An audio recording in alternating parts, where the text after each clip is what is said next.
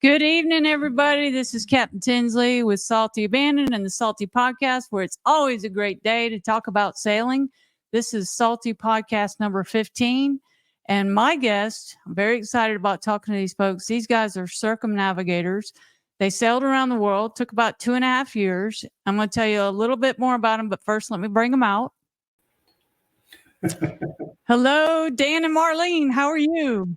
Good. How are you? Yep. So glad to have you guys. I want to go ahead and play the trailer that I made for you guys because it kind of tells just a little teaser about your circumnavigation. So here it is. It's only 20 seconds, so everybody stay with me.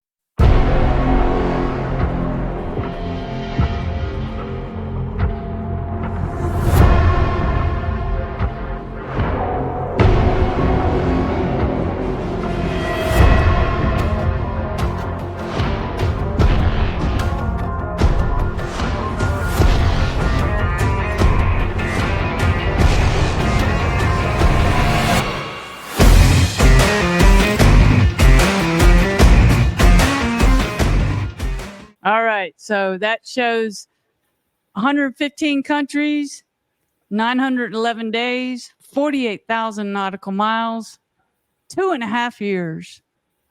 That's just amazing. So we're going to get into your route, which I was fascinated with. But before we get into the route, what got into you guys to want to do something like this? It was all him. It was all him. It was all him. Well, I've been sailing since my 20s. Okay. We started racing small boats, Thistle class, 17-foot small sloop, big dinghy, as well as crewing on big boats all over Lake Ontario out of Rochester, New York, and doing that. And then Marlene and I were married. We bought a Thistle and sailed together for many years while I still crewed. In my early 30s, I read a book a buddy of mine gave me. What was her name again? Tanya. Okay, Tanya, I read that book. Yeah. Yeah. Yep. She went around the world when she was 18? Exactly. Okay. What's the name of the book? Maiden Voyage. Yes. Yep, Maiden Voyage. There's a movie, but the movie's totally different. There's a documentary. Yep. I think that there's a documentary of the 14-year-old from the Netherlands or something that's also. Yeah. So after reading that book, I said, what the heck? If she can do it by herself, I could do it. I didn't want to do it by myself. And so that put the bug in me. And it took about 15 years to convince Marlene to going along. But we finally got into it and we did it. Marlene, what made you say yes? Finally. That's a good question. I don't know. I'd follow him anywhere. I think she said yes when I mentioned, well, if you don't want to go, I'm just going to hitchhike around the world. You're not hitchhiking. So she said, okay, I'm going with you. So he finally just wore you down, basically. Yeah. All right. Well, I have some preparation questions. Like, how did you prepare? So I'm just going to throw some words out, and you tell me, just in as many words as you want, or as few words as you want. How did you prepare physically? We didn't. We didn't do anything extra to prepare physically, except that the fact that we've been sailing and sailboat racing for 45 years. So, and we've been on, small boats and big boats. So we didn't do anything else, anything special to prepare physically. No. But even before we left, we were both pretty avid runners. Yeah. Okay. All right. Well, that's a big deal. Yeah. When you show our route, you'll notice we went up to Alaska. Yeah. There was a reason for that. The plan was to run the Alaska Marathon. Oh my gosh. Because I'm Run a working marathon on one while you're sailing around the world. Yeah. I'm working on one in every state, and but it got COVID closed, so I didn't run. I ran 26.2 miles on my own when we were up in Juneau. Yeah, let's put the dates up here. I have the dates here that you were on this circumnavigation, November 30th, 2019 to May 27th, 2022. So during most of that's COVID. Yes. Yep. Yep. And I read in your Facebook page that you were really planning on having more people kind of maybe make certain legs of the trip with you. Mm-hmm. Correct. Yeah. We had friends and family on the boat pretty much all the way up into Hawaii, Okay. which was maybe a third of the trip at the most. But from Hawaii on westward, we were by ourselves the whole time. So that would have been October of 2020. Yeah. Okay. So it took you a year to get to Hawaii? Yeah. Yeah. Okay. So which did you prefer? By yourselves or Oh. somebody might be watching, but No. It was all good both ways. Yeah. The guests you might have been ready to be by yourself at that point, though. Yeah. No, the guests we had Fun. joining That was us good. it worked out really well, very compatible.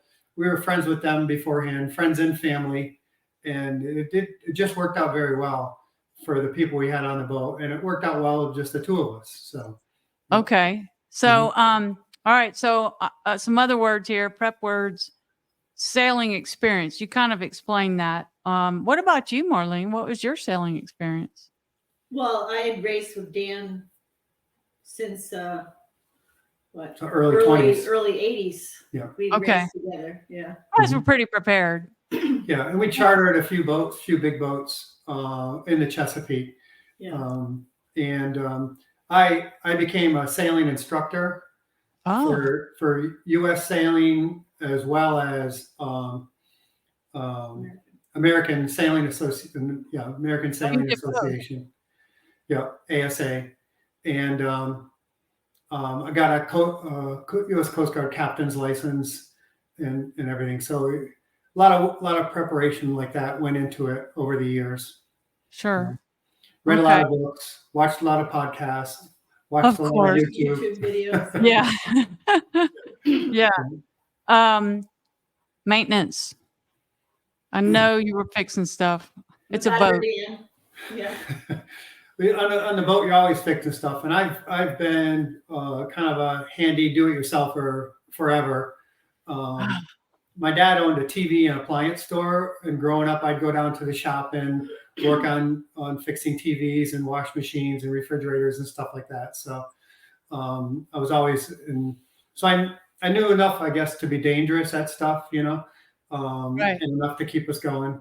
So. Well, I noticed you were posting things, I believe in the Island Packet, in the Facebook page during your trip. Like you were saying, hey, where do I get this? How do I order that? Right. And so that you found that it's one of my questions about support. Did you get some support from the Island Packet community? Oh, you bet. That's the greatest cult, going. It's a really good it's a really good group of people, and they're always willing to help, and we try to contribute also. Yeah. Oh, of course. Okay. Yeah. Financially. So we read a bunch about finances and people going around like we did, but I was still very unsure, or we were very unsure. So we ended up pretty much selling everything before the trip. We took the opportunity to downsize anyway. So we sold our house, we sold one of our cars, we sold one of our racing boats, and RV. We had an RV. We sold that. So we pretty much sold everything just so we didn't have any financial responsibilities back home, and just lived off what we had in our IRA pretty much. Yeah. Okay. All right. So there was no other insurance to pay for house or just one Correct. car. Yeah. No other regular bills or anything like that. Just wipe the slate clean there. And obviously you have a house now. We do. We ended up buying a house when we got back. So, and in the end, the whole trip turned out to be less expensive than certainly we expected. Yeah. Really? And that's because you can fix stuff yourself, right? That's a part of it, but a lot of once you get away from the United States, things are just less expensive, you know. Oh, really? Yeah. I mean, a lot of places, just you go into a marina, it's like half the price that we're paying around here. Food seemed to be less. You know, some places like you go out to dinner and we'd have a full dinner, a bottle of wine, and it's like $50 in some places. You know, so we didn't find it to be. Like I said, we found once you get away from the United States, things much less expensive. And Yeah. we're a bit frugal to begin with. Where Anyway, you go, if you go to real touristy places, food can be you're right. $50 Yeah. for lunch or whatever. And so we're kind of frugal anyway, so we didn't really. Nice. That's why you could do this. Yeah. We really enjoyed finding local farmers markets for fresh produce. Yeah. Yes. Yeah. Mm-hmm. Yeah. I read the book. Well, I've read a couple of books, like more than one, more than two, more than three. And that's some of the advice that was given is to go and meet the locals. One book said, go eat where the locals eat, because they're not paying $50 for lunch. Right. Yep. Go talk to the locals, and you get those locals tips, meaning they tell you where to go and everything. Mm-hmm. So, okay. So you answered the question about the house, the car. How about your family? What did they think about all this? They thought we were crazy. They're mixed. You have kids? Four children. They all have their own families and everything. And we got the boat in 2018, and so that was a year and a half or so before we left. And during that time, we invited everyone we could think of, all our family and friends, to go sailing with us around the Chesapeake. And I would say at the end of that, those trips with people, probably 80% of them didn't think we were totally crazy. And because they saw how nice the boat was. Yeah, and they felt, like a little more that we would be more secure and everything, and that we could handle it and everything. So that helped a lot. But yeah, there was, like people think, oh, this might be the last time we ever see you, that kind of thing. Yeah. Oh my gosh. But the way you look at it, you're safer out there sailing than you are driving a lot of the highways and that we all drive on every day. Right. So that's the way I kept explaining that to people, and some of them believed us, some of them didn't. Let's see. I already covered the IP community, so I'm going to go ahead and pull up the picture. I thought I had that one queued up. Your picture of the route. I appreciate you sending that to me. Okay. This really helped me. Okay. I'm getting there. Let's see if I can do this. Well, while you're doing that, I'll start explaining. We started in the Chesapeake Bay, northern Chesapeake Bay, and headed south to Fort Lauderdale. Was supposed to be our first stop, really, but the weather outside in the Atlantic Ocean was really bad at that time. Yeah. So we ended up going the ICW almost all the way down to Fort Lauderdale. We went out in Charleston and then back in St. Augustine. Okay. And stayed in Fort Lauderdale for a bit. And then our first real long passage on this trip, although we did take 2-week-long shakedown cruises before. Okay. One was out all the way around Long Island and then back up to Chesapeake. That was an 8-day trip. And another one was just straight out across the Gulf Stream and back from the Chesapeake. And that was another week-long trip. So after those 2 shakedown trips, we felt really confident that we could do it and the boat could do it. So, okay. So then we left Fort Lauderdale, and that was a 10-day trip all the way to Panama. We're originally thinking about stopping in Grand Cayman, but weather-wise, it seemed to just make sense to continue on and head all the way to Panama. And you said, is that the 10 days here? That's correct. Yep. Okay. Yeah. And he's kind enough to put these, how many days for each passage right here. Those are So, for the longer passages. Yeah. and did you stop in Cuba? No, but we got really close to it. Yeah. Yeah. And so then you went through the Panama Canal. Did you hang out there for a while? Yeah, on both sides a little bit. We were in Shelter Bay Marina for more than almost 2 weeks on the Caribbean side, and when we got into the Pacific, we're only there a couple of days, but we did go to 1 or 2 different marinas in Panama before we headed up the coast, and then we just bounced up the coast all the way to Alaska. So those are all relatively short bounces all the way up through. Were they like day trips or? Yeah, some were day trip. Most of them were overnights, but nothing more than I think 5 days, right? Except from Seattle all the way up to Alaska. Well, first, before we get up to Seattle, tell me about all this, because I've never. Well, I've been to Tijuana, but. Not by boat, but all this right in here. What was that like? That was pretty good. We had friends of ours joined us in Puerto Vallarta, which is a little south there. Isn't that about right here? Yeah, that's right. Okay. 2 good sailor friends of ours, so we got along really well. And you hang out. Did you go to marinas or anchor out? Both. A little bit of both. You said you were frugal, so where it made sense. Yeah. We stopped at a nice little island there off the coast of Mexico called Isla Isabel. Yeah, Isla Isabel. It's in the mouth of the Sea of Cortez. Okay. And they call it like the Galapagos of Mexico. Oh, okay. And really nice vegetation and animal life there. And the birds. And the birds. That was very interesting. It's an uninhabited island. Right. Okay. Yeah. Sounds very beautiful. Then you went up in here, and now you're up in LA, or San Diego, and LA, and. Yep, into San Diego, in LA for a bit. I think it was LA County wouldn't even let us anchor. Yeah. Really? Yeah. At one spot. It was crazy.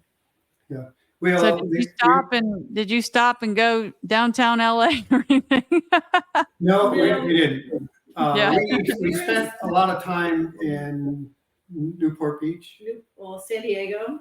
Well, in San Diego, we spent about a week or so in San Diego. Oh yeah, Newport Beach. Well, so it was locked down. Was this the lockdown time yet, or? Yeah.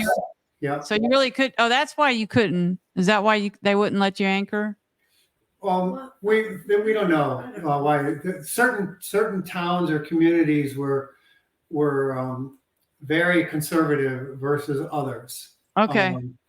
But if you lived in California, you weren't allowed to take your boat out. At all. Oh yeah, you couldn't go to the beach either. Yep. Right. Well, we were lucky because we were transiting and we were from the East Coast. They allowed us to just continue on. I see. Yep. So you went up there, and I looked at a map and kind of looked at what all's going on here right here, and we got Seattle where you can come in, like you can sail right in there, and then there's all these really cool areas over here by Juneau and all those places. A lot of nooks and crannies up there. Originally, we were planning to go all the way to Anchorage, but again, I mentioned the marathon got COVID canceled, so we just spent our time in Southeast Alaska. And we were quite unprepared about what was even there. And Marlene looked up some places and said, "Whoa, what's this Glacier Bay National Park?" She says, "Oh, we can't go there because it's typically a 6-month waiting period to go there."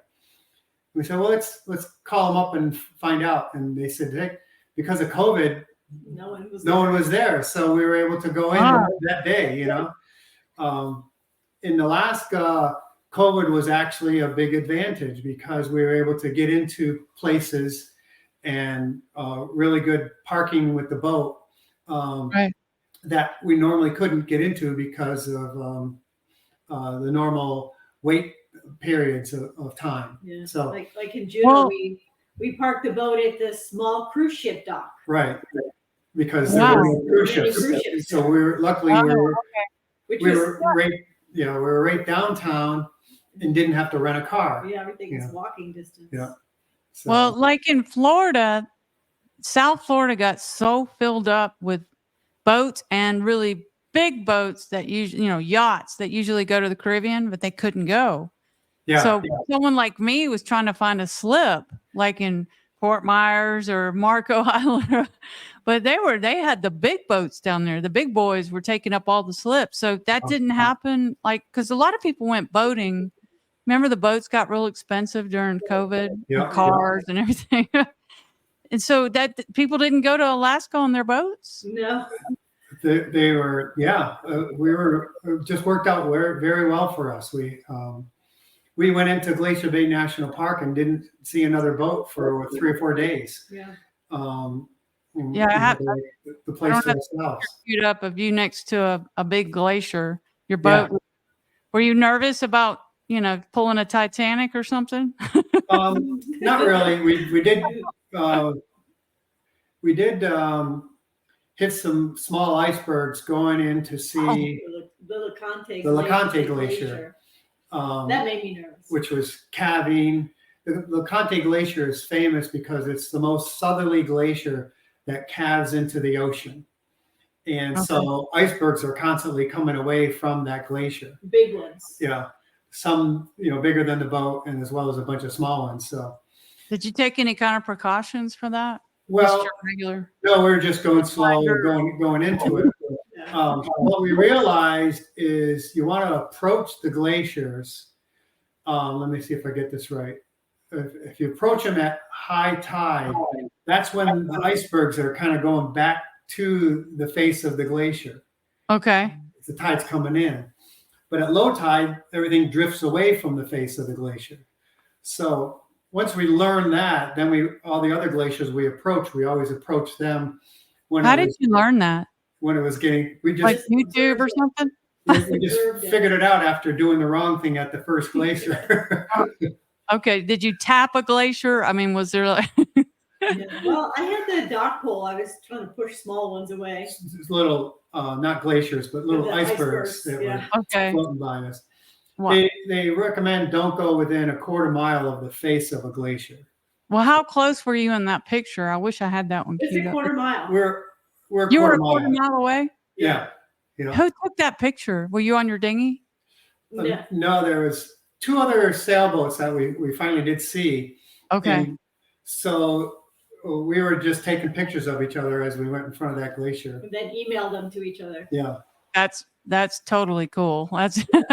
That was the Marjorie Glacier. We were in front of it for like 4 hours. Yeah. And we kind of got the rhythm of things. You would first hear this big crack, sounded like a shotgun, and that was the ice cracking. And then you'd get your attention. You'd look over at the glacier and you'd see it falling down. Yeah. So I bet that did get your attention. Yes. Yeah. Okay, so you hung out up there. It looks like you're there for a while, and then we need to tell you the story about the whale hitting us. Oh wait, yeah, let's hear about that. You want to tell it? No, you can tell. So we were in Glacier Bay National Park at anchor at what's the name of it? The Reed Glacier. The Reed Glacier, which doesn't calve, but it has almost like a big, very calm lake in front of it. And there's no wind, no lake, and we were up playing cards and stuff till around midnight. Marlene and I and a friend of ours was with us. And but we went to bed a little after midnight, and all of a sudden we're in bed and the boat rocked. We go, well, wait a minute, what's that? It's very calm. What caused the boat to rock? So we didn't hear any other boats. So we got up and we're looking out the windows, and sure enough, we see a number of whales. It looked like 2 or 3 whales splashing behind off the stern, starboard quarter of the boat. It's the whales that one must have went by and would cause some waves, Well, sure enough, shortly afterwards, so this is the boat, and we saw a whale come. He was probably maybe 15 feet side of us, comes up and spouts, right next to us, a big humpback whale, and goes down. Well, as soon as that whale went down, coming right off his tail, coming right at us, looked like those World War II movies where you see the torpedoes coming at the ships. that's what it looked like, this wave coming right at us. And it's just smacked us. Hit the keel really hard. The whole boat shook. Threw Marlene off her balance, and The whale hit your keel? yeah, big time. I mean, Wow. it was like we ran into a brick wall. It was more than a 10-degree list to the boat. Yeah, it just smacked us really hard. And Were you worried? oh yeah, We were checking everything. Checking the bilge, and nothing coming in. The bilge pump wasn't turning on. Took us about an hour and a half to finally calm down and go back to bed. We made sure we got our stories straight, because we know that if you kill a whale up in Glacier Bay National Park, it could be as much of a $500,000 fine. So, yes. There's a story about that. If you ever visit Glacier Bay National Park, so a cruise ship, And you could prove hit a whale. Killed a that whale. you were just sitting there. You could prove that. Yeah. So anyway, we didn't know of any damage until we were heading back down to Washington State, and now we sailed outside into the ocean around Vancouver Island. And typically, I check the bilge when we're doing a passage, and the sun was very low on the one evening, and I checked the bilge, and I could see light shining into the bilge. No. Normally on an island packet, you don't see any light down there. It's all dark. Well, I could see the sun, rays coming in. I go, holy smokes, it's shining right through the fiberglass. So I knew the whale must have taken a chunk out. Yeah. So we ended up finding a place that would, in Anacortes, Washington. They pulled the boat, and sure enough, there was a hole about 7 inches into the diameter. Not a hole, a chunk. Took a chunk right out. Luckily, the whale left about 2 layers of fiberglass. Otherwise, it probably would have sunk the boat. And But fiberglass is pretty porous, right? Yeah. But it wasn't leaking at all or anything. They fixed it up really nice. Within 4 or 5 days, we were off and running again. Yeah. Oh my gosh. So, Thank God. yeah. There's a book about that, Moby Dick, right? Yeah. Moby caused a little bit more damage. Yeah. And Sorry, only I one crew survived. might have to put the mic on. Just keep talking if you see me do that. Okay, no problem. Allergies. Yeah. I'm always happy when it doesn't hit me while I'm doing a live podcast. Okay, so let's go back to the route. So you came back down to Seattle, Right. Yep. and Got then the what? boat fixed. Installed a new RAM for the autopilot, and hung out in Seattle for a bit. And then my brother joined us actually in Anacortes, and he actually sailed all the way to Hawaii with us. So we sailed down the coast, stopping briefly here and there, all the way to Eureka, California, where we provisioned up for our first real ocean passage over to Hawaii, which turned out to be a very fast passage. 13 days is pretty quick from California to Hawaii. We were lucky. There was a northern high up above us. For the first half, you could see that little loop. And then that stopped. And then now we're into the typical trade winds, which took us all the way the rest into Maui. And that it was a very nice and fast passage. Yeah. So how much motoring did you have to do? On that, None. maybe. I don't think we did any. No, the last we motored. We motored for. I guess we didn't have to motor. Our wind generator fell off the boat during that passage. Oh no! Yeah.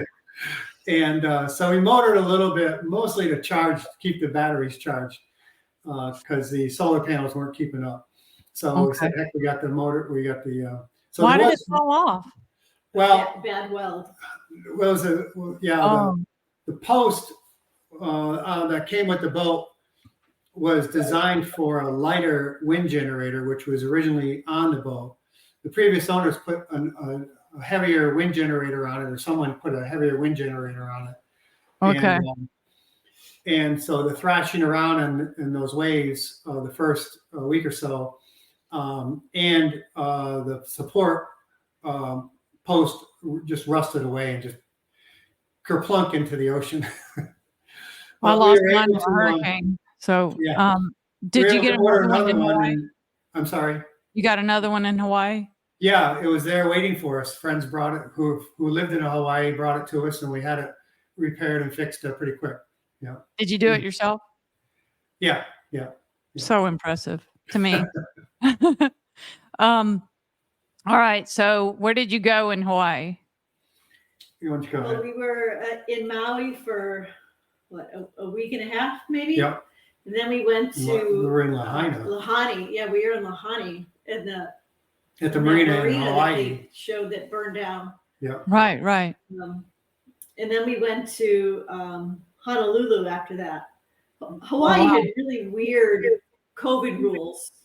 If you when you arrive in the state, you had to quarantine for 14 days. Well, our passage was 13 and a half, and they said that was close enough. And then we were in Maui, so we wanted to go to Oahu, and they said, okay, you can go to Oahu because you're already here, but if you go anywhere else in Hawaii, you have to quarantine. And if we wanted to leave Oahu and go to another island, we'd have to quarantine again. So it's just really strange rules. So we didn't go very many places. Yeah. We sailed over to the Big Island and anchored a few nights around the Big Island, and then worked our way back to Oahu. And we stayed quite a bit in the Waikiki Marina. The marina right near Waikiki Beach. We were there for quite a while. Maui, the Big Island, and Oahu. Mm-hmm. Yeah. We did. No Kauai? No. We would have had to, again, quarantine for another 2 weeks if we wanted to go there. So next step. And you quarantined how many times? Well, we were lucky. Anytime we had to quarantine, they considered our passage the quarantine time. Okay. So essentially, we never really had to quarantine at all. Yeah. Well, how many? I've been to Hawaii many times. Kauai is my favorite. Never by boat. Yeah. I'm like, how long does it take you to sail from each island to each island? Oh, less than, they're all day trips. A couple hours. Yeah. It's not that far. Yeah. They're all day trips. Yeah. So you have to be careful with the trade winds coming across, though. The wind between each island can be quite intense. Okay. The wind just kind of funnels in between the islands. So you have to, pick a day that wind is either in the right direction that you're going or just have subsided. So that means big waves? Yes. Yep. Wind and waves. Yep. What, we were in Hawaii a little longer than expected because we were trying to get a visa or entry approved into French Polynesia. Okay. And it took a lot of time to do that. Although hanging out in Hawaii wasn't that bad. Not too bad. We were thinking, at one point we were thinking, we'll go back to the States, but then all of a sudden French Polynesia opened up and we're gone, let's go to French Polynesia. So did you think like this is going to be too much trouble during COVID? Did you ever? At times, yeah, like that was one of them, hanging out in Hawaii for such a long period of time. Well, even in French Polynesia, we were there for 4 months. Right. And like we couldn't go anywhere. Right. Nothing was open. Yeah. And then all of a sudden Fiji opened up. So I said, okay, we're going to Fiji. Yeah. Because everything in the South Pacific was closed essentially, except luckily Fiji opened up, and so we're able to continue our trip. Yeah. So this is what is right here? That's French Polynesia. So, yeah, that's the Marquesas. Okay. The zigzag is us tacking. Okay. That was probably our most undesirable passage from Hawaii to the Marquesas, because the wind was pretty much on our nose almost the whole way. Oh boy. And to get there, we did a lot of motor sailing. We used up every bit of fuel that we had on the boat for that passage. Yeah, we went into Nukuhiva, which is the island there, with no fuel in the tank at all. So did you tack like that because you were getting nowhere? Is that what happened? Yeah. So we knew we had to go east to get to Nukuhiva. Yeah. I got you. So Okay, so this yeah. right here is the island of, say it again. Yeah, Nukuhiva. Okay, and then you headed this way, and where? Yeah, there's another island. So the first zigzag might be Nukuhiva. The second one is another island south of Nukuhiva. Okay. Which is Uapo, I think Uapo. We went around there too. Yeah. Yeah, that doesn't really show as much detail as it could. Did you draw this line? Or is this from your? Yeah, it's all from the Garmin InReach. Okay. All right. Yeah, I haven't, but I'm familiar with that one. Yeah, it's the Garmin InReach track. So what happened right here? That is the Tomodos.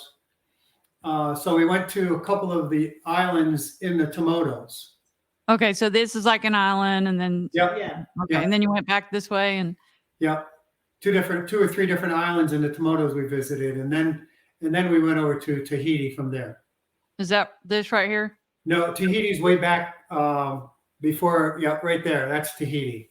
Okay. Yeah, and then we crossed over. That's Fiji. All Fiji. Okay, this 19 days. How was that? That was our slowest passage. Okay. we had several days with no wind. Yeah. Mm. Yeah. So we like a placid Pacific Ocean. Right. Yeah. So it just seemed very slow because we weren't moving very fast during that time. Did you ever get bored? Not really. Nice. There's always something to do. Yeah. We did a lot of reading books, and we didn't do much fishing or anything like that on the boat. There's always something to do, always maintenance, always messing with navigation and weather, so. What kind of stuff did you read? Oh, Marlene read a lot of, she did a lot of books. Just books that like my niece or a friend of ours were on, books that they recommended. Yeah. Just. We would download stuff at each port and then read them. We had a bunch of books on the boat, sailing books, repair books. I was reading them again. Most of mine were on my phone. Yeah. So yeah, I like to listen to audio books when I'm sailing. Yeah. Because it's hard for me to, if it's rough, it's hard for me to read something. Yeah. Makes me not feel too good.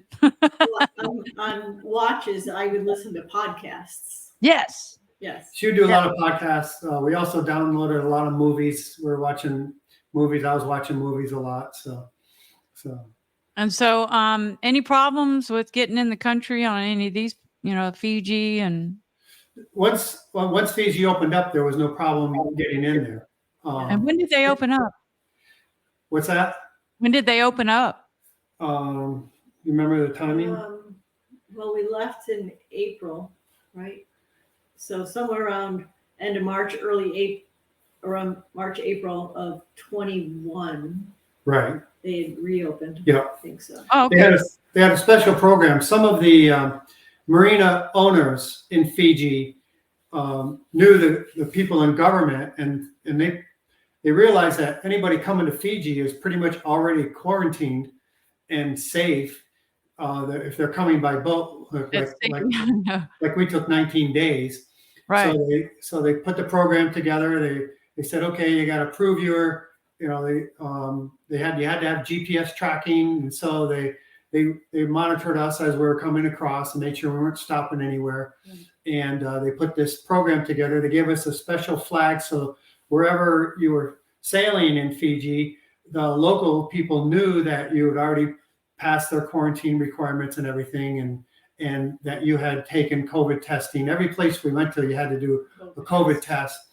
And so they knew they were relatively safe with us sailors around there. So it was a really good program that they put together in Fiji, and we really enjoyed Fiji. Yeah. Really? Yeah. I think under this program, we were like the third boat to check in Right. Yeah. under this Oh, wow. program. Yeah. Yeah. And, the second boat checked in almost simultaneously with us. Yeah. And so then what happens after this right here? What is this Yep. one? So that's That one? Fiji. Yeah. Oh, that's Fiji. Okay. And then Uh-huh. you It's- go to about here? Yeah. We wanted to go to Australia, but they were totally COVID closed. Yeah. And so we That's went the same. straight across. We crossed the Great Barrier Reef. We anchored a few times in Australia, and then once we left Australian waters, it was 8 days over to Indonesia, Okay. which we had e-visas to go into Indonesia, but they got COVID canceled on our way. And so Indonesia allowed us to anchor in their waters. All And this right here? yeah, All- so we okay. anchored a few times and then ended up in Lombok, which is the west, yep, right there. Okay. And at Lombok, that's the marina we were had arrangements to go to. They were nice. We had to stay on the boat. We were there just a week. We had to stay on the boat, but they provided provisions. They helped us refuel the boat, as well as they did our laundry. And so, although we had to pay for it all. Yeah. Right. So that worked out well. So I had talked to some other folks who were able to get fuel brought to the boat or Yeah. groceries and water and stuff like that. Well, they didn't need water. They had a water. Did you have a water maker? We did. Yeah. I bet you recommend that. Yeah. Oh, definitely. Yeah. For something like this. Yeah. So you had people bringing you stuff, and when you were in Indonesia, you couldn't leave the boat. Correct. Right. We could have, but we heard we were actually with a buddy boat at that time, and they had some special arrangements because they had a child on board with special needs, and so they had to get fresh medicine and everything everywhere they went. And they ended up talking to one of the harbor masters there, and the harbor master said, "Yeah, you can come ashore." But we decided we didn't want to, just because we heard of stories of people's boat getting confiscated and in New Zealand and up in Malaysia, and we didn't even want to take that chance, so we stayed on the boat. Yeah. I hear stories about having to grease the palm and all that, and when you're We're not very good at that. Did you have to do any of that to make something? Well, We you might didn't- have had to get into it if your didn't boat had offer. got confiscated. Yeah. We didn't have to do any of that. In retrospect, there was a guy in South Africa that we said, I bet you he wanted us to give us a bribe, but we didn't, Okay. So you didn't have to do any of that? I mean, you can't get in trouble, right? For saying. No, we didn't do any of that. Oh, good. We didn't. I mean, I've heard stories about like they wouldn't let them leave the country. They wouldn't give them a clearance because they just, got a resentment towards whoever was on the boat. And they got into an argument. We were very lucky. I mean, there might have been some delays, but it worked out well for us, Okay. So That's good to hear. yeah, we didn't. So after Indonesia, then you hot-footed it over here to I'm trying to remember this right here. What is it? Reunion Island. Yeah. Oh, okay. So wherever you are, you try to figure out where you're going to go, and through email, you're getting clearance to places to go. We are Who's doing all considering. Pardon me? Are you doing that, or are you doing that, Dan? I did most Marlene of it. did most I of did that. most of it. Yeah, handling the paperwork and getting those clearances. We originally were thinking about stopping in Mauritius, which is a UK territory, but we Where's found that? out they're much more expensive than going to La Reunion, which is a French territory. Yeah. So we ended up going to La Reunion instead, which worked out very good. It was a good place to go. Great place to go. So this is a very long stretch, 20 days. Yeah. 20 days. We were both apprehensive about crossing the Indian Ocean because of all the stories we heard and read, and the typhoon season there they can pop up at any time during the year. There isn't necessarily, they're more common after November, November 1st, but they can happen at any time of the year. But the nice part about that trip, there was a southern high off of Australia, and then a low pressure system right about where the equator, and we were right in between the two, and the low followed us with us, and so we just flew across on that passage. It was a tremendous passage with the wind behind us almost the whole way. We were averaging 9-10 knots most of the time, and our hull speed is around just under 9, right around 9 knots. So I've always heard that it takes 30 days to get across. We were planning 35 days. Yeah. And it took you 20. 20, yeah. We were planning. So we had 5 days in a row, we averaged over 200 miles a day. Yeah. Wow. On that yeah. Yeah. We were just flying because of the wind. And That's just incredible. surfing off the water. We realized early on there was about 15-foot waves, and we realized that we had to keep the boat moving really fast, otherwise the waves was bumping into the back of us. Yeah. So, Well, we had one to lower the transom, and it's like, okay, we gotta trim the sails a little, pay more attention to the sails. So we had optimal speed. Yeah. We had full sails as much as we could, and the boat responds very well. Do you know the wave heights? We figured they're around 15 feet, almost that whole way. Yeah.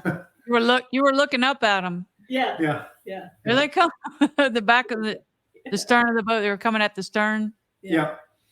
But the boat was surfing on them really well. Right. So we had contact with a weather router in South Africa who's quite familiar with the Indian Ocean, and he helps a lot of boats coming across. He gets in contact with them, and anybody, you're talking on these forums and you're talking with each other, and you say contact Des, and he'll help you get across. So you send Des a report every morning of your speed. Yeah. What kind of communication? Like that was before Starlink, right? Yeah. So email. We had an Iridium Go device on the boat. Okay, I have one of those, but I never really got the use of it. But now I have Starlink. It's so much easier. Right. Yeah. With the Iridium Go, you have email. You can get weather reports, which interfaces with Predict Wind. Right. You can use it as a satellite phone. Yeah. But the connection isn't super. Yeah. You can get news reports and stuff. So we took, I think, full advantage of using the Iridium Go. Okay. So we'd send them an email and give them our speed, our direction, GPS position, and about an hour later, he'd send us back a report saying, "Okay, here's what's going to happen for the next couple of days." And at the end of his message, it was, I can't remember exactly how he worded it. So I would say like smooth sailing ahead or something like that. And it was very refreshing to hear that from him, which corresponded with what we were seeing also based on the weather reports. We're getting updates every 12 hours with the Iridium Go and Predict Wind. So we did it. It was really rough, and then it smoothed out, or it just continued to go following seas. Continued almost the whole way, except for the last day. Now I wouldn't call it really rough at all. It was following seas, and it was just smooth because the boat was keeping up with the waves, and we were just flying. Okay. And, it was actually rolling. Was it kind of rolling? It wasn't that bad. It was rolling, but I guess now we're about halfway around the world, and we're comfortable with ocean sailing, and so what rolling there wasn't uncomfortable, Okay. We were in a routine. We were sleeping in the salon with lee cloths, a little bit about the way we did what is things. That? What did you what did you say? You were sleeping with what? With lee cloths. So I don't know. It's a cloth that you put on your bunk, okay? And it goes under it's attached under the cushions in the salon. Right. and holds up. So it's kind of like you're in a crib, you know. I see. Okay, keeps you from falling out. Keeps you from falling out. Yes. Yeah, a lee cloth. And so we always had that set up. The way we worked our shifts is because we always wanted to have somebody, you know, on watch all the time. So we would typically have dinner together, and then after dinner, Marlene would take over, and we preferred long shifts. So she stayed up and was on watch till around midnight, 12:30, and then I'd get up and take over for the rest of the night until the morning. Yeah, So, Marlene, that's the shift I would prefer. Yeah, I'm with you. I'm she's going more to of a bed. night person. Yeah. But that way we get a good solid, you know, 4 to 6 hours of sleep, and during the day we might take a nap, you know, we didn't have anything formal during the day. Right. Well, crossing the Indian Ocean, we didn't see a single boat for 20 days. Right. Not even a ship. Nothing. Yeah. So Wow. we would set the radar alarm on, the AIS alarm on, and we go Right. down below and watch a movie. Yeah. Right. Yeah. We'd poke out once in a while. We had our navigation was mirrored on an iPad, which we had down below. So we could see if anything was out there. Yeah. Active captain. Yeah. Yeah. Right. So, so you and I were talking about a little bit about this before we went live. You know, the dangers of Indian Ocean. Is this part as dangerous as this part up here? Is this the Red Sea right here? I don't see your cursor. Okay. Oh, I'm sorry. There it is. I see it now. The Red Sea. Yeah, we just stayed far away from that because of the pirates. But this part is not as dangerous. Is that a true statement? I would say. I mean, because there's nothing there. Right. There's no Yeah, because it's up here that you want to stay away from. Yeah. And this passage right here. Is the it only this way part? I would go through there was if you had a U.S. battleship escort. Yeah. Yeah. I mean, this is where a lot of stuff goes down right here. That's not recommended for folks like us, huh? Exactly. So everyone who's doing a trip like we did, they're all going around the bottom of South Africa now. Right. Okay. No one seems to be going through the Red Sea. Right. Yeah. So, okay. So what happens? So does this a stop right here? Yeah, that's La Reunion Island is right there. Okay. And this is Madagascar. That's right. Okay. And So then you went. Madagascar was COVID closed, so we didn't stop there. And we went right into Richards Bay on the east coast of South Africa. Okay. And stayed then there. There was a number of people that were there. Also boats that were not quarantined, but in lockdown way up north, like in the Seychelles. And they all of a sudden everyone was coming into Richards Bay all at one time. Yeah. So Richards Bay got a little crowded there with visitors. Yeah, actually, Richards Bay was the first time we saw other American boats. Yeah. Since we left California. Since we left Hawaii. Oh, wow. So what? So where, like different countries, just all different countries were represented? Yeah, mostly Europeans. Yeah. European. And from Australia and New Zealand. Too. Yeah, but some American boats, including a boat, the people are from Toledo. Oh, really? Who just finished their 13-year circumnavigation. Yeah, like this, was it like this week or last week? They just finished it. Yeah, we were slow. They're slow pokes. We were on a fast track. They really took their time.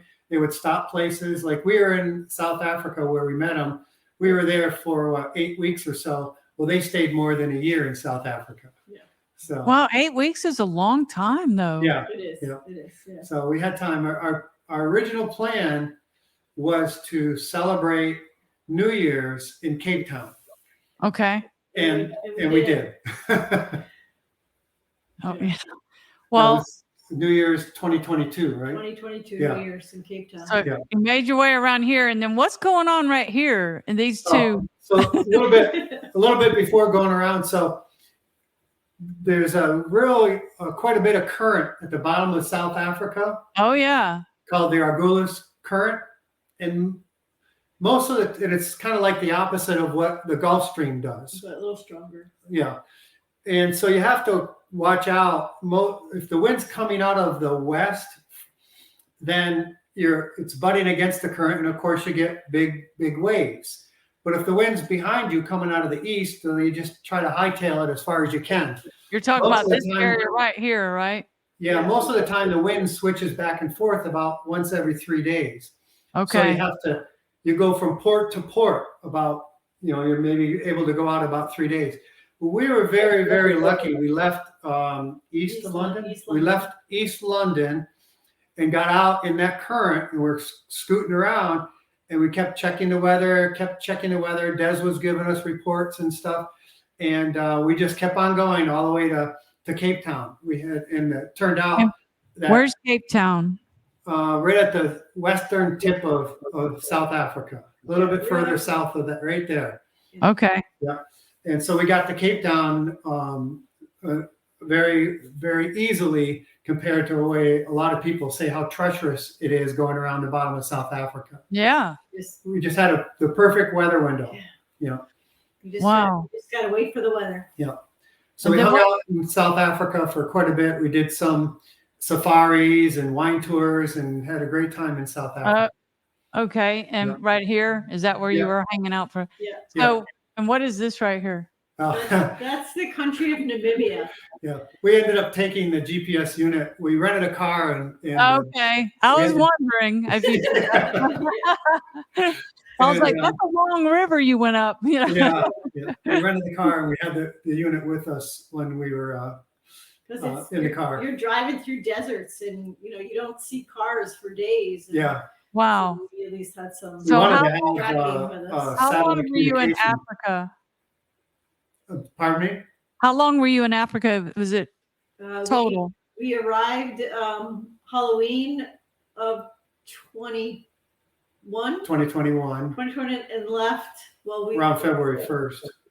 Yeah, left Namibia around February 1st. Yeah. Okay, and then you started. Then we went to St. Helena's. St. Helena. St. Helena is an island like there in the middle of the Atlantic. It's a British territory. Yeah. Is this it right here? Yeah, you're probably. We don't see the map right now. Oh, sorry. It's okay. This right here? Yeah. Right here? Yeah. Okay. Yeah. That's that little one there. That's where Napoleon was exiled. Oh, okay. Yeah. So we spent, I don't know, a little over a week or so there. And did you go see where he was exiled? Yeah. Yeah. We did. Yeah. That and a lot of other stuff there. It's a nice island to visit. Had a good time there. Yeah. Okay, so then we're going to switch over. Well, so then you started like, okay, we're going to South America. Is that what happened? We went to Brazil. Yeah, that 12-day passage is over to Brazil. Okay, let me see if I can switch over here. Yeah, right there. Yeah, it'd be way over. Yeah, we stopped at an island off the coast of Brazil called Fernando de Noronha. Yeah. Okay. Which is probably at the very left, or rather the right side of the screen area. It's right quite here. Ways offshore. It's about 200 miles. Yeah. Like over here. Yeah. Yeah. Okay. Fernando de Noronha, which was a nice island. Great beaches that are there. And but Brazil mainland was closed, but they allowed visitors like us to go to Fernando de Noronha. Wow. So you're starting to think, hey, I'm back in the Western Hemisphere. Yeah. Yep. How did that feel? We said, we're getting close. We're getting a little itchy to maybe head back home. So right. So that next passage is up to Barbados. Yeah. Well, we were with several boats there in Fernando de Noronha. Yeah. And we all left around the same time, but they all went to Grenada. Right. And yeah. we're like, well, we want to go to Barbados. Yeah. Because we like Monkey rum. Okay. And what time of year was this now? This was March no, before February. Yeah, around February, March. Yeah. Okay. February, maybe early March. Yep. Yeah. So you're about to cross into the hurricane zone here right before, but you still had time. Yeah. Right. Yeah. We wanted to be out of the Caribbean before hurricane season started.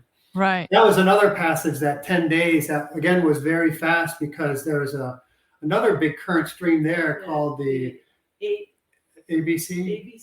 No, NBC. North Brazilian current. North Brazilian current. Okay. And that's where we logged another 7 days in a row over 200 miles per day. Yeah. Which is fantastic. Most people we talk to say they've never done 200 miles in a day. And here we did 7 in a row on that because we got ourselves in the current. There was virtually no doldrums crossing the equator, and nights that was a great fast passage up to Barbados. Is this part? That looks like is that? That's Puerto Rico that you're looking at. We went near Puerto Rico, but we stopped in Saint Thomas. Okay. Yep. So the U.S. Virgin Islands. Correct. Yep. St. Thomas. And then from St. Thomas, I didn't write the number there, all the way to Fort Lauderdale. You didn't stop? No, that's nonstop all the way to Fort Lauderdale. That was about 5 or 6 days.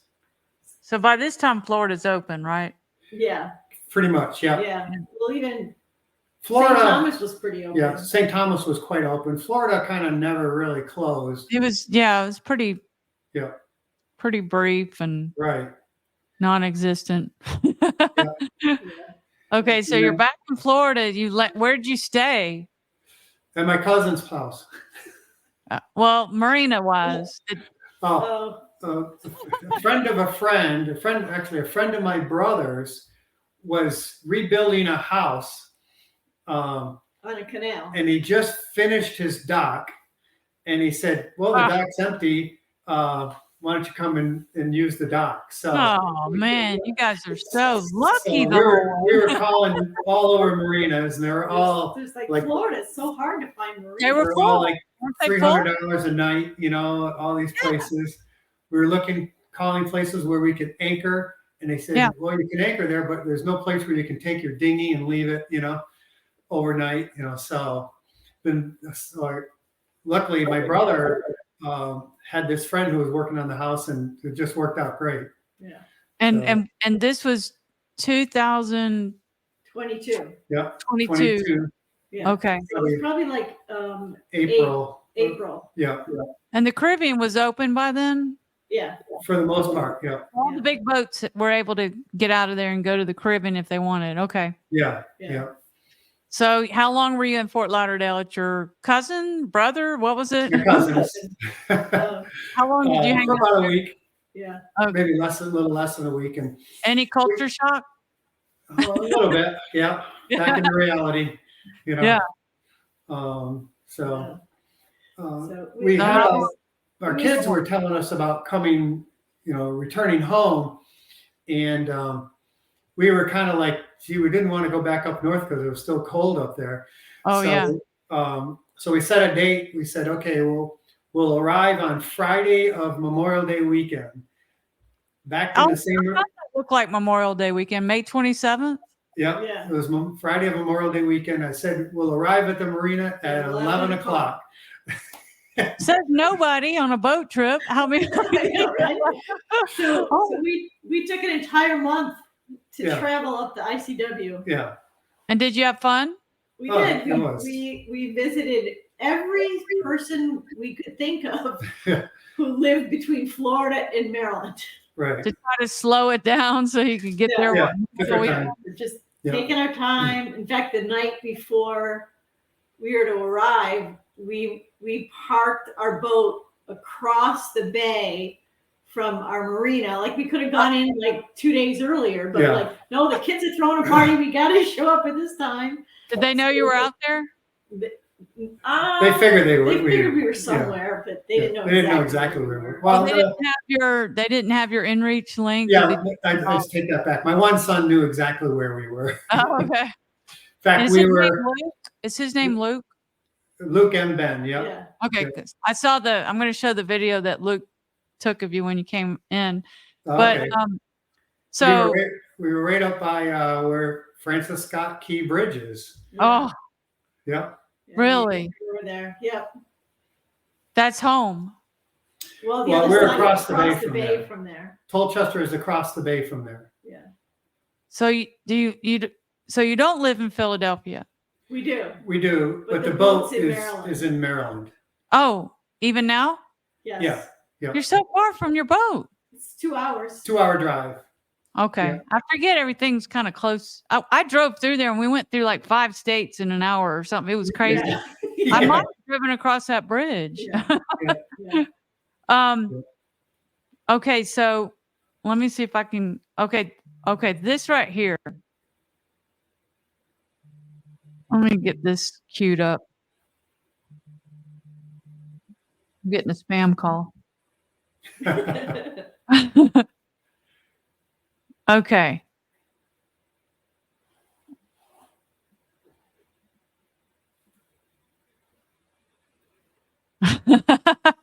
You wrote a book, Marlene. I wrote a book. Yep. All right. I ordered the book. Oh, cool. Thank you. Yep. I was Yeah. sad that I couldn't get it, like a audio book or something. I think y'all should do an audio book. But I ordered. Well, it's full of photographs. That's hard to do an audio book. Oh, yeah. Yeah. We Okay. make very, very little money on the books, by the way.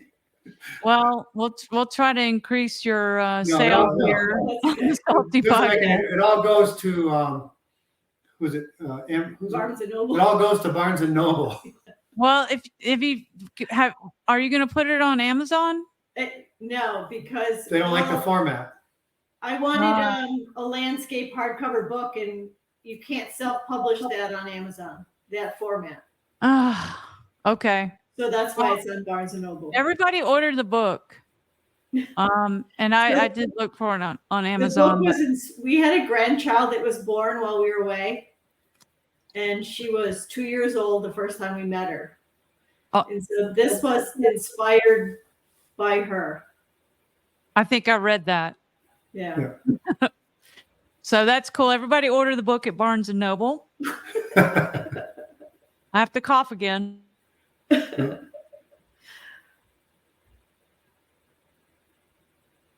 What a nightmare on a live podcast. I do have a few more questions.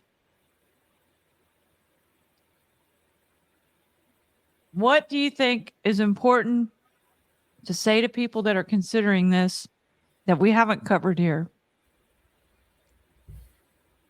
Well, just make sure your boat-wise, make sure your autopilot is working very well, and have a complete full enclosure of the cockpit. That made things very comfortable. Yeah. Yeah, cold and mostly for cold. Yes, even at night. Even keeping waves out. Yeah. Oh, okay. Yeah. Is that would be the big advice? Boat-wise. Yeah. What about What if you're saying? It's like you're never fully prepared. That's true. Yeah. You can't be too prepared for this. I mean, we had a plan, but we had to be very flexible, with the plan based on weather and everything else. We were not, I kept saying during the trip, I'd say, by the time we get back, we'll be ready to leave. And the boat will be ready to leave, Yeah. So you just gotta, say, okay, we're close enough. Let's just go for it, Yeah. And I relate that to the one time I went skydiving. I'm up in the plane looking down and ready to jump out the plane. And I said, well, I got I know I'm going to have at least 5 minutes to enjoy. So let's just go for it, and that's what we did, Is it really 5 minutes? Yeah. When you're skydiving, Yeah. you're free falling for about a minute and a half, and the rest is then he pops the chute, and then you're floating down the rest of the way. Yeah. So You guys are crazy. My kind of folks. Yeah. So yeah, that's what I would recommend. So if I've You heard of just have some to people do that- it, right? You just have to do it. Prepare. Yeah, people that are preparing, and they never go. I mean, even for short cruises, Right. So Yeah. Well, we did. All right. We did some other things to prepare. Like Yeah. we had. I can barely hear Marlene. Oh, I sorry. hate to say it, but can you speak up? Sure. Like some things we did to prepare, like when I bought pots and pans that were induction, and then I bought an induction hot plate in case we were to run out of fuel, we could at least have an electric hot plate to cook food. We brought a sewing machine on the boat, and as it turns out, I had to repair every single sail that was on that boat at least once, if not more. Gosh. And things like I learned how to bake bread on the boat. Wow. Yeah. Like Did you lose weight? Pardon me? Did you lose weight? pretty much stayed the same. Yeah, it's about the same. Yeah. Yeah. We ate well. There was backup. The other advice is to have backups. You know, backups for a lot of things. So like if the batteries went dead, we had solar panels that could recharge it. But not only that, we didn't have a big generator on the boat, but I brought along a little Honda generator.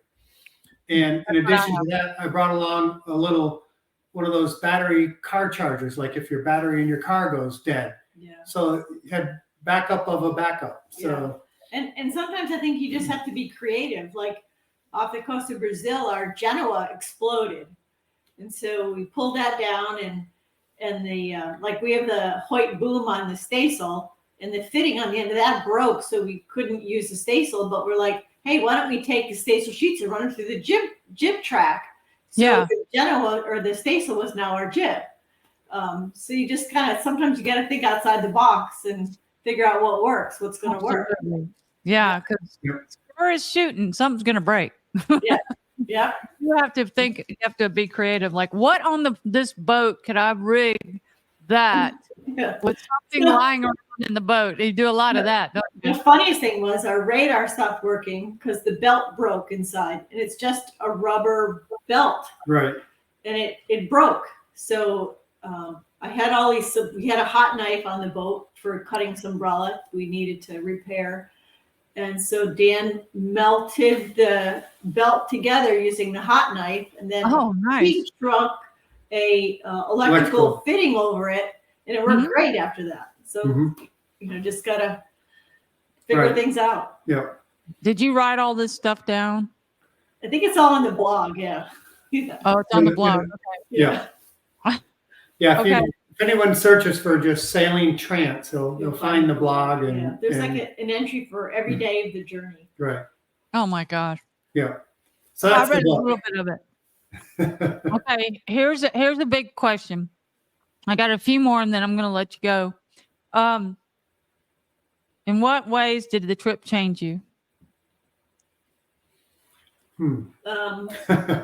That's a deep one. I feel more fulfilled. Yeah. I think little things aren't important. Some things just aren't important anymore. Like you have knickknacks around the house. It's like, or you see something that's cute, you want to decorate the house. So it's like, why? Like it's more minimalist now than it was before. That type of, I guess. I read a book about someone being gone for 2 years, and they had put everything in storage and rented their house out. They came back after 2 years, opened up the storage, and it's like, we don't need any of this. Right. I think we got rid of about half the stuff we had in the storage unit. Yeah, we did have a storage unit, and a lot of it's gone. Yeah. Do you find yourself starting to stock up again on stuff? No, not really. We're pretty good about it. This house is smaller. We did downsize. There's no basement, no attic. No second floor. So there's not a whole lot of storage, and we're both very conscious.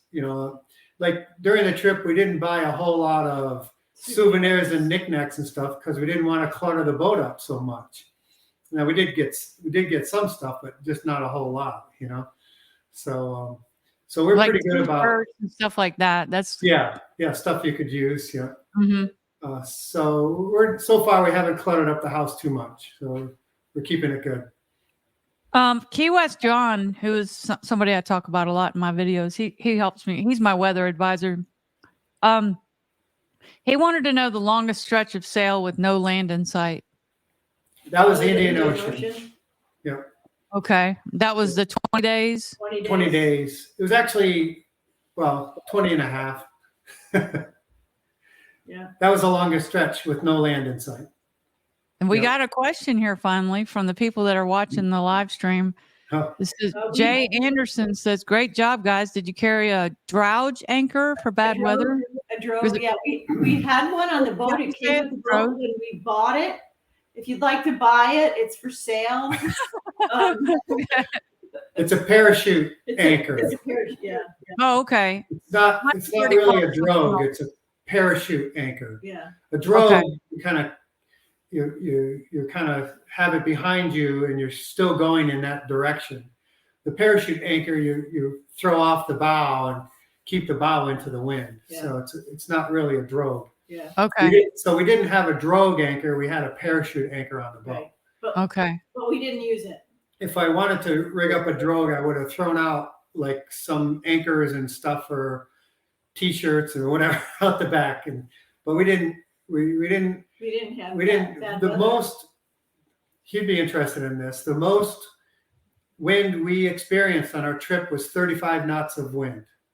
Oh, that's okay. It's nothing compared to what most people experience on a trip like this. Right. Most people at least hit 40, 50, 60 knots. And gosh, we were just very lucky, as well as patient weather-wise, and didn't hit any bad storms or anything like that. So we were very lucky. Yeah. But if you'd like a parachute anchor, just give us a call. Appreciate the question, Jay Anderson. Thank you. And ask another one. Where anybody else watching can ask a question. I noticed that when you made that presentation to that travel group that had been to 100 plus countries, you said that you thought that they might be like, oh, done that, seen that, but you were pleasantly surprised that they were impressed with your trip. Yeah. And why do you think that is? Because what? Oh, go ahead. Why do you think that they were? Why do you think they felt that way? Because it could have gone that way, but maybe it's because they hadn't done it by boat. I think that was the thing. They hadn't done it by boat, and during COVID, they were pretty much locked down, and here we were able to travel during that time and understanding, how we got, how we work. We didn't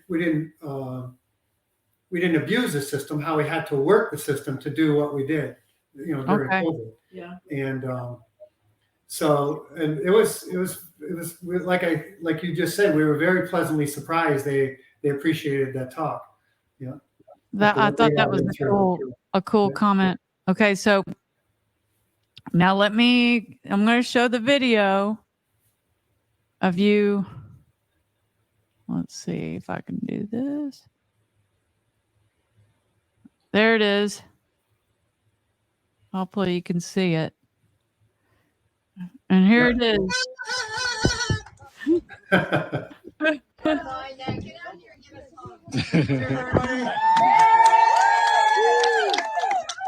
You hadn't even put your feet on the ground yet, had you? Yeah. Popping champagne. And Luke, your son, he's the one that took that video. Yeah. Yeah. We had the flags. All right, so I'll put that down now. We had the courtesy flags from all the countries we visited flying. Oh, that was. You had them all on there. I didn't even see that. Yeah. We only saw the bottom few. So, oh, okay. Yeah. Let's see. One more question. Oh, sure. Okay. Wait. Jay Anderson. I'm good without the anchor. I've got an IP44 and a circumnavigation, maybe a bit ambition for us. What do you say to that? Well, to each his own. Yeah. We would certainly not poo-poo anybody who wanted to do a circumnavigation. Now, you can do it very safely with a group of people on these, what do you call them? The arc. On the arcs and stuff like that. Yeah. Although the problem with that is their time frame is very tight. I mean, they do them in like 18 months, which is very fast. It's very pricey. But it's pricey and a safe way to do it because you're going with a flotilla. And why is it pricey? Because people make money on it. Yeah. It's a group out of the United Kingdom that arrange all the different ports where these people go to. Yeah. Okay. You give them your passports. They take care of all the ins and outs of going to different places, and they manage the whole trip for you. Okay. And then So you just have to. It's like having a travel agent or something. Exactly. Old-fashioned travel agents. Yeah, exactly. Okay. So. Yeah. One more question. What would you do differently? I don't know of anything we do differently. You know, I love it. maybe take a little bit longer time. Yeah. Yeah. When we first Marlene committed to say, okay, we can do it. We'll do 2 years. Okay, but then looking at the fact that we wanted to go to Alaska and the weather seasons, you know, you have to avoid the hurricane season, you have to avoid the typhoon seasons. That it had to be 2.5 years. So that was the minimum we could do it in order to go to Anchorage, Alaska. Yeah. So Okay. So the only thing that we might do different is maybe take our time and maybe travel back home periodically. You know, we felt at the time we didn't want to leave the boat anywhere for an extended period of time while we traveled back home. So You didn't leave at all. No, we pretty much stayed with the boat the whole time, except for some land trips like you saw in Namibia where we rented a car for a week or something like that. Yeah. Right. Yeah. Okay. Well, where can people find you? Sailing Trance on Facebook? On Facebook, Instagram. And, Instagram? And the blog, sailingtrance.com. Yeah. Yes. And a post a day, at least one post a day. That's incredible. Yeah, that's what she was doing. Yeah. Well, thank you, guys. And the email, you can email us at sailingtrance@gmail.com. You know, we're more than happy to help and answer anything. Give advice. Yeah, and anybody sailing or up in the northern Chesapeake Bay, you know, let us know. So Awesome. Okay. Well, thank you so much for doing this. This is a little bit longer than normal, but I just wanted to get it all in. I mean, we could have kept talking for 10 hours, but I had some specific questions I wanted to cover. Thank you so much. Thank you. We enjoyed talking about it. Yeah. I really appreciate it. And if you're going to take another trip, I hope you'll come back on here and talk about it. Maybe even beforehand.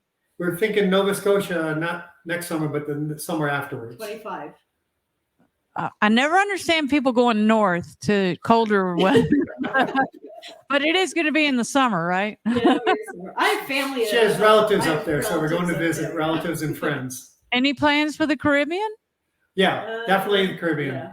Yeah. Okay. In future years. Yep. All right. I want to know about that. So in the future. Yeah. So thank you so much, guys. Great to meet you. Yeah, same. Hope to see you at an Island Packet roundup or something soon. Maybe at the factory. They're talking about doing one June 15th or something. Is it June? I thought they changed it. Oh, they changed it. Yeah. Well, maybe we can make it then. Yeah, I talked to Leslie, and she's going to be on the podcast. Good. Leslie from the factory. Yep. So she said, "Oh, you got to come down." So I'm going to definitely try to be there. So and we'll try to get the word out. Thank you so much. Okay, thank you. Thank you. Nice to meet you. Bye bye.